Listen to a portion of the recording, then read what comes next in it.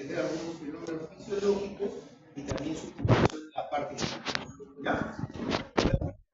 Es lo que vamos a hablar sobre espacio muerto y ventilación desigual. Entonces, la primera idea que nos vamos a llevar de acá es que el espacio muerto anatómico corresponde a las zonas de conducción.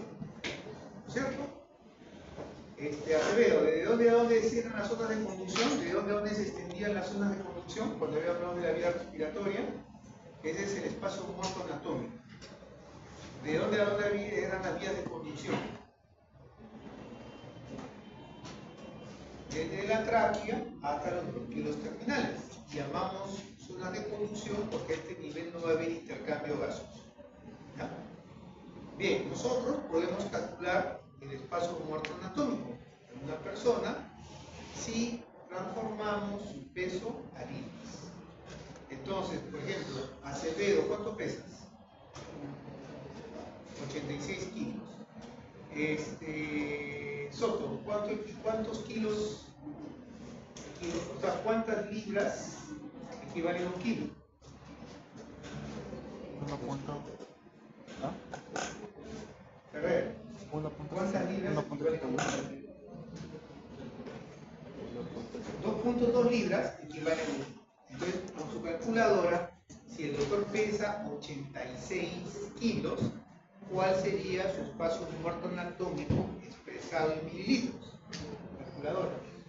Magatina mentalmente lo hace. 162.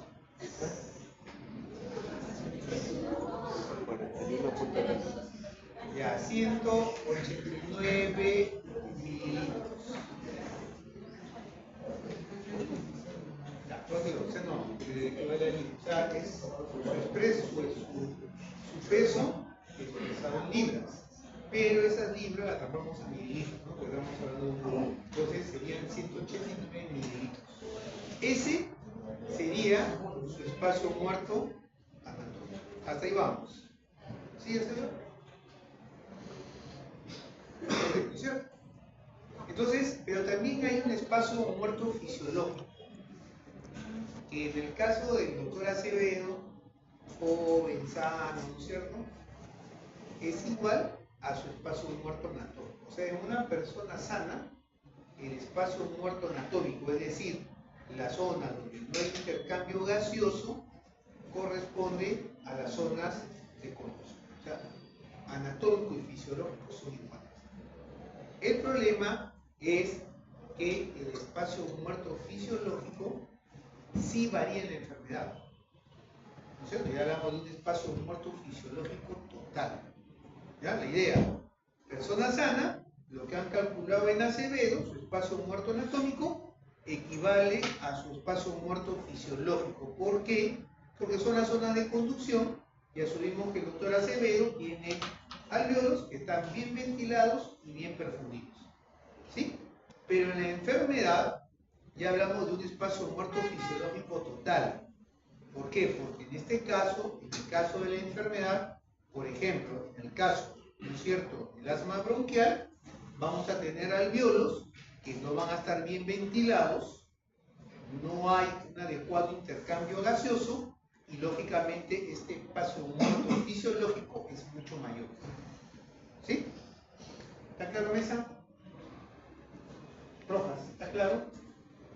¿Seguro?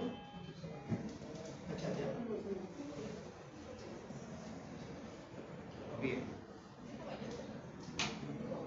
En la enfermedad, ¿tú de qué ves? En la enfermedad, el espacio muerto fisiológico es menor. ¿Tú qué dices, Carlos? ¿El espacio muerto fisiológico en la enfermedad mayor o menor? Menor. Mesa, ¿tú qué dices? ¿Mayor o menor? Mayor. Alfaro, ¿tú qué dices? Menor. Ubius. Ubius me dice que me...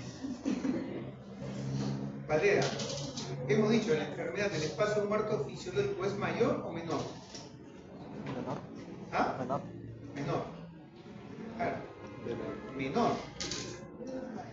No, Sí. no mayor. Es mayor. Te dije. enfermedad hablamos de un espacio muerto, o sea, fisiológico total, porque involucra áreas del pulmón que no van a estar bien ventiladas y bien perforadas. ¿Ya? Ese es el concepto del espacio muerto anatómico y el espacio muerto fisiológico. La otra idea es la ventilación desigual.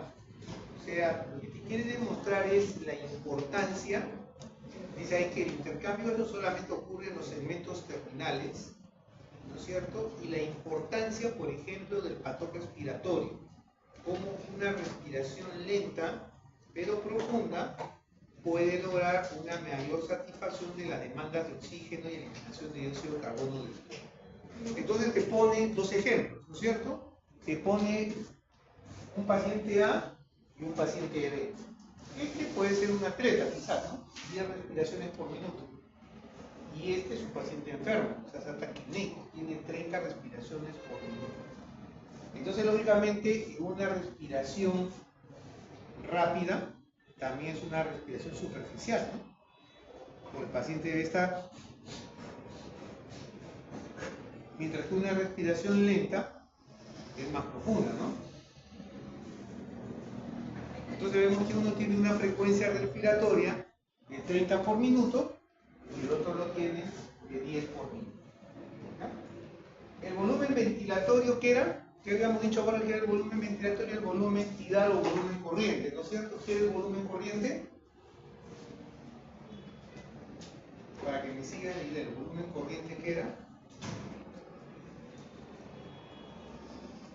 La casa, ¿qué era el volumen corriente?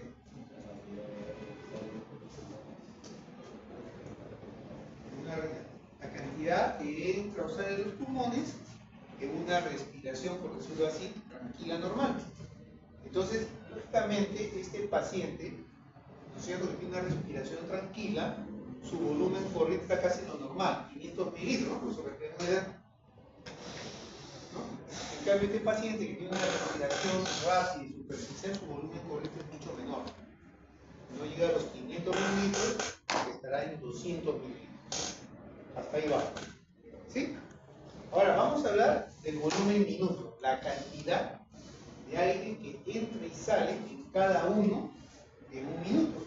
Entonces, por matemáticas, si tengo 30 respiraciones por minuto y en cada respiración entran 200 mililitros, ¿no es cierto? Su volumen en minuto son 6 litros, 6.000 mililitros.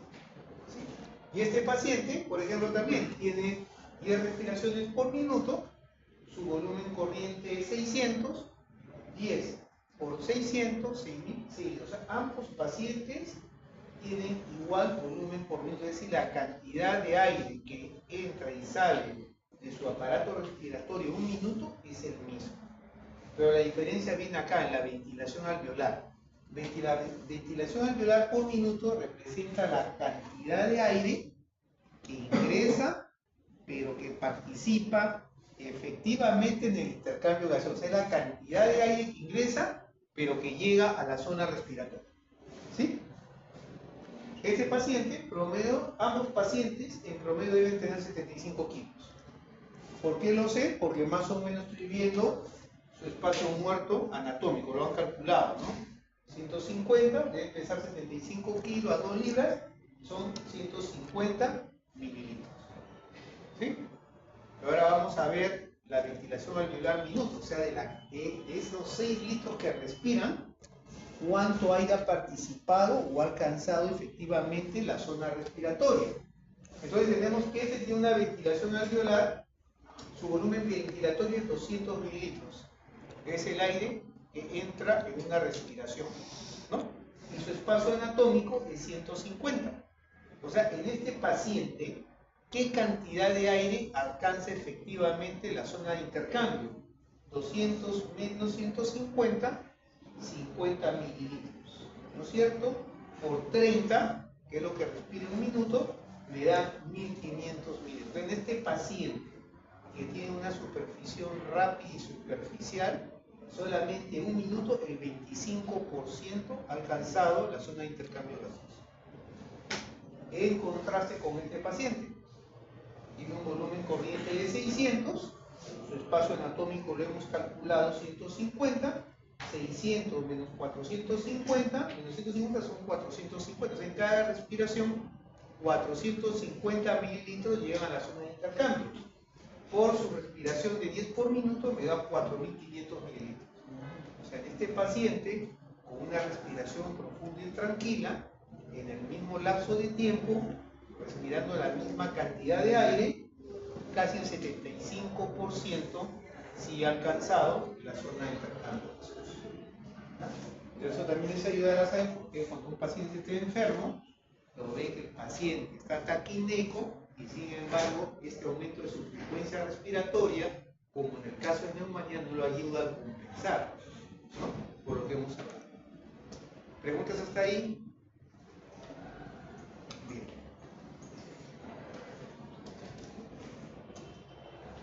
Esto, ya como vamos a desarrollar también en la práctica, vamos a hablar de intercambio gaseoso. ¿Ya?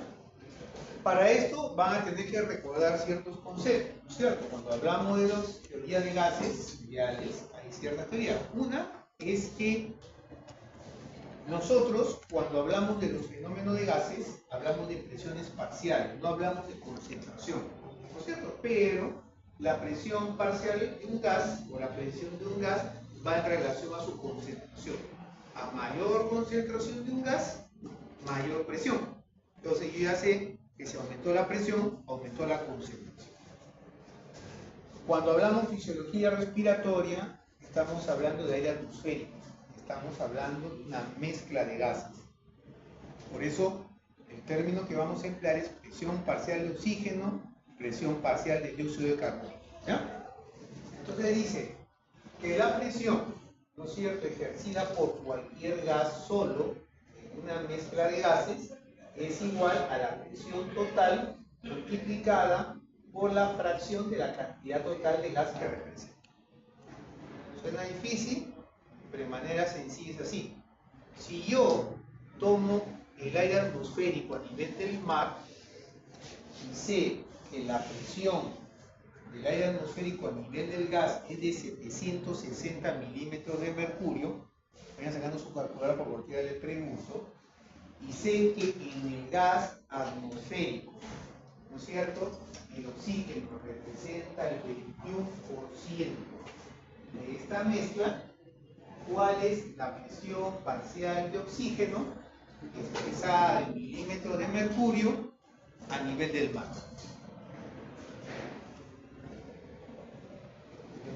A ver, para Jara, también lo repito.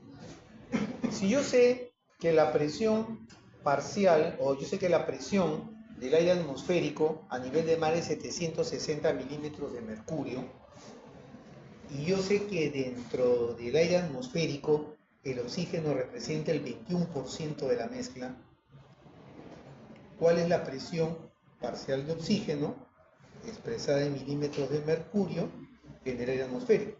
Ah, no, tú lo vas a... Valera, tú mentalmente nada más. A ver, ¿cuánto es? 142. ¿Ah? 142. ¿Más o menos? ¿Cómo lo sacaste? 21%. Mucha más, tenés Strome, así nomás. ¿Así nomás, verdad? Más exacto, a ver, ¿cuánto salió? 142. 42. Dale, ¿cuánto salió a ti? 100. No, 142. 105. No, sale como 104. 160. Es regla 3 simple. Pero es, claro, 760 es el 100%. Si 760 milímetros de mercurio es el 100%, ¿cuánto representa 21%? Son más o menos 160 milímetros de mercurio. ¿Ya? Ahí está explicado, en una diapositiva que se explica de qué manera. Ahora, otra cosita es que el gas se difunde de áreas de alta presión a otras de presión baja, es decir, un gradiente de concentración, ¿no? Y la velocidad de difusión depende del gradiente de concentración y la naturaleza de la barrera entre ambas. Tres conceptos.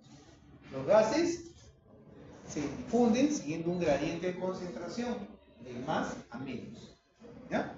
Y la velocidad de difusión depende del gradiente de concentración y de la naturaleza de la barrera. Entonces, como un recurso mnemotécnico, para acordarnos estos conceptos, vamos a pensar primero en una enfermedad como el COVID.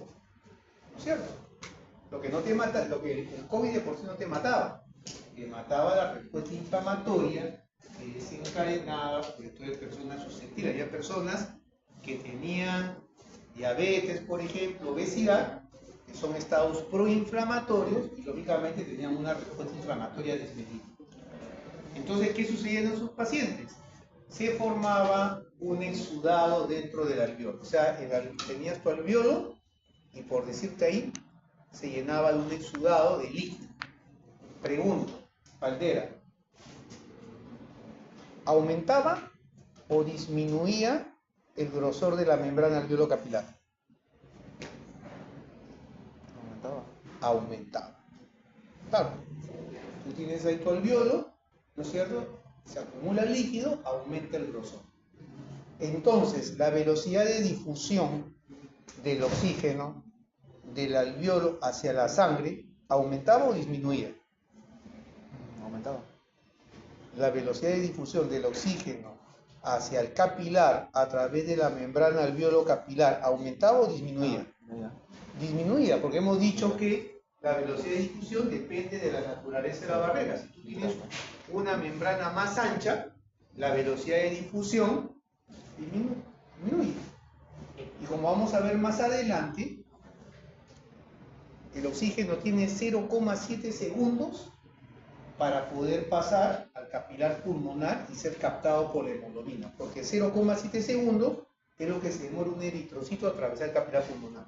Y ese es el tiempo que el oxígeno tiene para, por decir así, agarrarlo. ¿No es cierto? Si disminuye la velocidad, se le pasa, ¿no? Y entramos en hipoxemia, hipoxemia. Entonces, ¿qué hacíamos con estos pacientes? Le administrábamos un aire medicinal o por ejemplo, una máscara de reservorio. ¿Tú sabes lo que es la máscara de reservorio? Es una máscara. ¿Qué le hacen a la máscara? Aire. Nebulizador. No, no es nebulización. Eso se llama, nosotros le damos oxigenoterapia. Entonces yo te pregunto, en la máscara de reservorio tú le das aire. Pero ¿qué particularidad tiene este aire que tú le dabas con máscara de reservorio con respecto al aire atmosférico? Porque si no me pongo a hacer así, pues, ¿no? Más rico el oxígeno. ¿Ah? Más rico el oxígeno. O sea, es más rico el oxígeno. Tenía una concentración alta de oxígeno. Generalmente ese aire que tú le das con la máscara de reservorio, 28-32% de oxígeno. Por ende, la presión de oxígeno era mayor en esa mezcla de aire que le dabas. Sí. Sí. ¿Y la velocidad del oxígeno cómo estaría? Igual. Igual. ¿Tú qué dices? Se usaba el oxímetro, que era de... Olvídate, eso vamos a hablar de saturación acá. No. Si yo le doy una mezcla de gases o una concentración más alta de oxígeno, es decir, va a haber una mayor presión, la velocidad del oxígeno aumenta. Entonces la idea era aumentar la velocidad de difusión del oxígeno para que, a pesar de tener una membrana engrosada, pueda pasar en cantidad suficiente hacia los capilares para satisfacer la demanda. ¿Ya? Entonces, ejemplo, la difunde de áreas de alta presión a presión más baja. Siempre que tú das oxigenoterapia con un dispositivo, ¿sí? Tú estás dando una concentración de oxígeno en ese aire mucho mayor que en la atmósfera. ¿Para qué? Para que difunda, ¿no es cierto? Y la concentración también te ayuda a aumentar la velocidad de difusión, ¿no es cierto?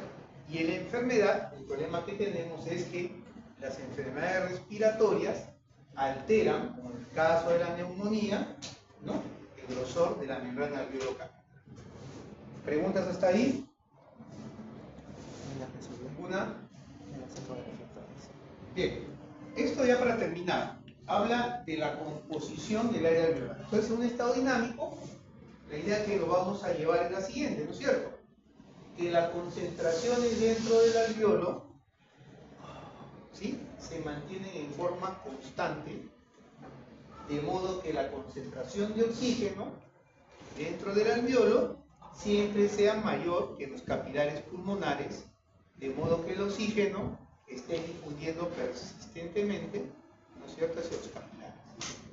Y que la concentración de dióxido de carbono en los alveolos siempre se mantiene menor que los capilares pulmonares para que el dióxido de carbono pueda difundir de la sangre hacia los alvéolos y ser eliminados. ¿Ya? ¿Y esto por qué se mantiene? Porque habíamos hablado de una capacidad funcional residual.